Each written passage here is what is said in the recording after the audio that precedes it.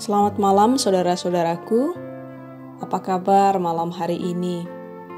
Saya Pendeta Ike dan malam hari ini saya hendak mengajak saudara untuk bersatu hati dalam doa bersama.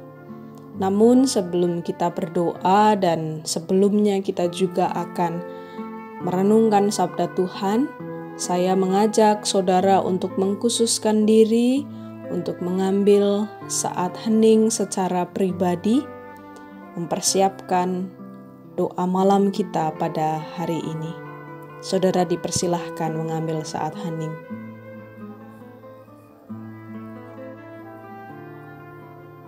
Saudara, pembacaan Alkitab pada malam hari ini dari Kejadian pasal 45 ayat 3 sampai 11, dilanjutkan ayat 15.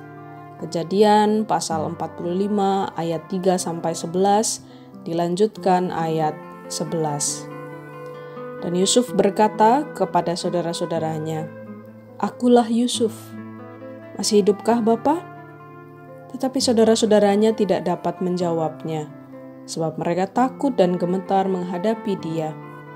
Lalu kata Yusuf kepada saudara-saudaranya itu, "Marilah dekat-dekat." Maka mendekatlah mereka. Katanya lagi, "Akulah Yusuf, saudaramu, yang kamu jual ke Mesir. Tetapi sekarang janganlah bersusah hati dan janganlah menyesali diri, karena kamu menjual aku ke sini, sebab untuk memelihara kehidupanlah Allah menyuruh aku mendahului kamu. Karena telah 2 tahun ada kelaparan dalam negeri ini, dan selama 5 tahun lagi orang tidak akan membajak atau menuai. Maka Allah telah menyuruh aku mendahului kamu untuk menjamin kelanjutan keturunanmu di bumi ini dan memelihara hidupmu, sehingga sebagian daripadamu tertolong. Jadi bukanlah kamu yang menyuruh aku ke sini, tetapi Allah. Dialah yang telah menempatkan aku sebagai bapa bagi Firaun dan tuan atas seluruh istananya dan sebagai kuasa atas seluruh tanah Mesir. Segeralah kamu kembali kepada bapa dan katakanlah kepadanya, beginilah kata Yusuf anakmu, Allah telah menempatkan aku sebagai tuan atas seluruh Mesir. Datanglah mendapatkan aku, janganlah tunggu-tunggu. Engkau akan tinggal di tanah Goshen dan akan dekat kepadaku. Engkau serta anak dan cucumu, kambing domba dan lembu sapimu, dan segala milikmu. Di sanalah aku memelihara engkau, sebab kelaparan ini masih ada 5 tahun lagi, supaya engkau jangan jatuh miskin bersama seisi rumahmu dan semua orang yang ikut serta dengan engkau." Yusuf mencium semua saudaranya itu dengan mesra dan ia menangis sambil memeluk mereka.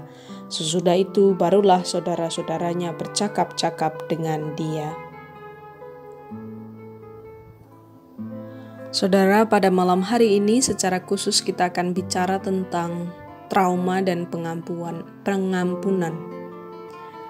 Trauma sering menyebabkan luka-luka batin dalam rentang waktu yang sangat panjang.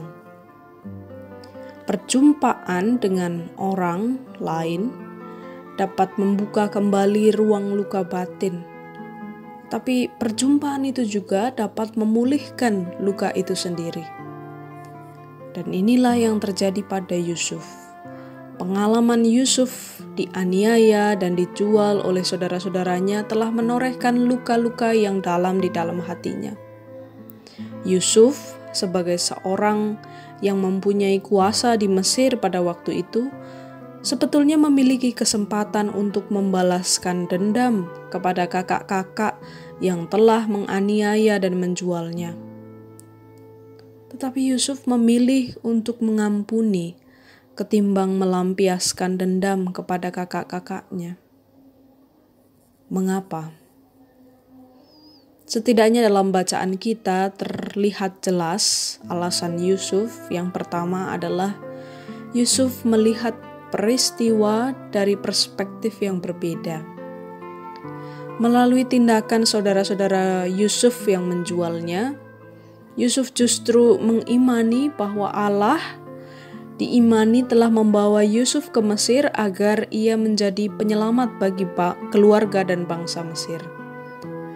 Luka-luka batin tersebut berhasil dipulihkan sehingga Yusuf mampu memaafkan kesalahan saudara-saudaranya.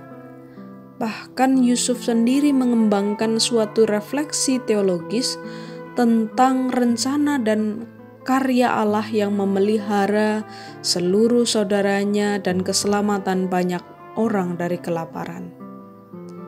Luka-luka batin Yusuf pulih karena ia tidak berorientasi pada peristiwa pahit di masa lampau.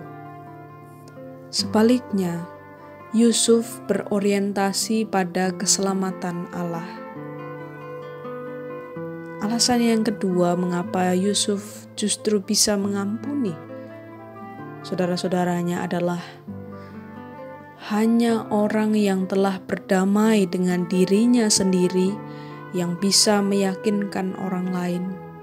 Saudara, dibutuhkan 2 kali penegasan dari Yusuf bahwa dia sudah benar-benar berdamai dengan masa lalu dirinya yang pernah disakiti, sehingga Yusuf bisa mengampuni. Ternyata bagi kakak-kakak Yusuf, berdamai dengan diri sendiri memang tidak selalu mudah. Hanya orang yang telah berdamai dengan dirinya sendiri yang bisa mengajak atau meyakinkan orang lain yang ada di sekitar kehidupan mereka untuk bisa melakukan hal yang sama, yaitu berdamai dengan diri sendiri. Damai, saudara-saudara, tidaklah berarti berada di suatu tempat yang tanpa keributan, tanpa kesukaran, atau tanpa kerja keras. Kedamaian justru berarti ketika kita berada di tengah-tengah semua itu. Maksudnya di tengah keributan, kesukaran, kerja keras. Tetapi di dalam situasi itu hatimu tetap memiliki ketenangan.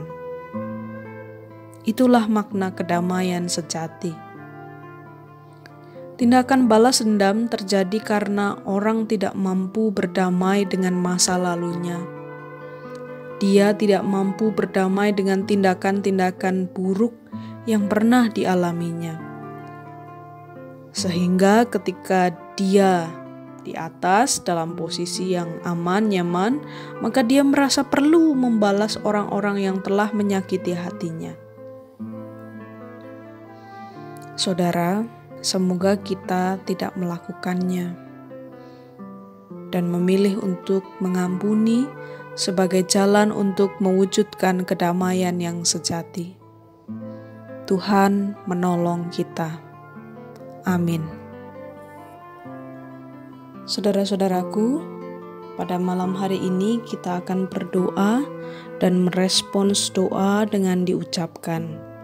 Kita akan mengawalinya dengan doa Bapa Kami yang diucapkan bersama dengan keluarga, atau bagi saudara yang malam hari ini seorang diri berdoa, maka saudara akan ditemani oleh saya. Lalu kita akan melanjutkan dengan doa syafaat. Saudara juga merespons dengan mengucapkan, "Ya Tuhan, dengar dan kabulkanlah doa kami dari rumah." Mari kita berdoa. Bapa Kami. Bapa kami yang di surga, dikuduskanlah namamu. Datanglah kerajaan-Mu, jadilah kehendak-Mu di bumi seperti di surga. Berikanlah kami pada hari ini makanan kami yang secukupnya. Dan ampunilah kami akan kesalahan kami, seperti kami juga mengampuni orang yang bersalah kepada kami. Dan janganlah membawa kami ke dalam pencobaan, tetapi lepaskanlah kami daripada yang jahat. Karena Engkaulah yang mempunyai kerajaan dan kuasa dan kemuliaan sampai selama-lamanya. Amin. Ya Tuhan, pada malam hari ini kami berdoa bagi setiap orang yang mengalami trauma di masa lalu. Kami berdoa untuk setiap orang yang berjuang keras untuk mengampuni. namun belum dapat. Kami juga berdoa bagi setiap orang yang menyakiti, namun belum dapat meminta maaf. Tuhan, kasihanilah kami. Kiranya Tuhan menyentuh batin kami yang terluka. Mampukanlah kami membuka diri untuk mengampuni dan memohon ampun. Dalam pengasihan-Mu kami mohon.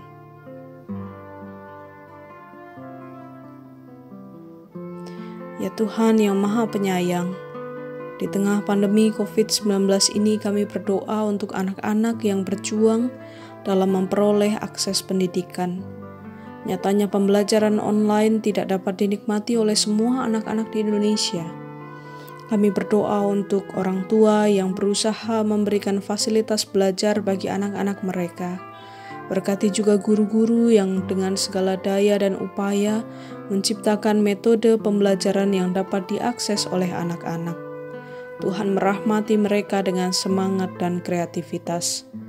Dalam pengasihan-Mu kami mohon. Ya Tuhan, malam ini kami hendak beristirahat. Kiranya Tuhan menjaga malam kami bersama orang-orang yang kami kasihi. Ampuni jika sepanjang hari ini begitu banyak kesalahan dan dosa yang kami lakukan yang melukai hati orang lain.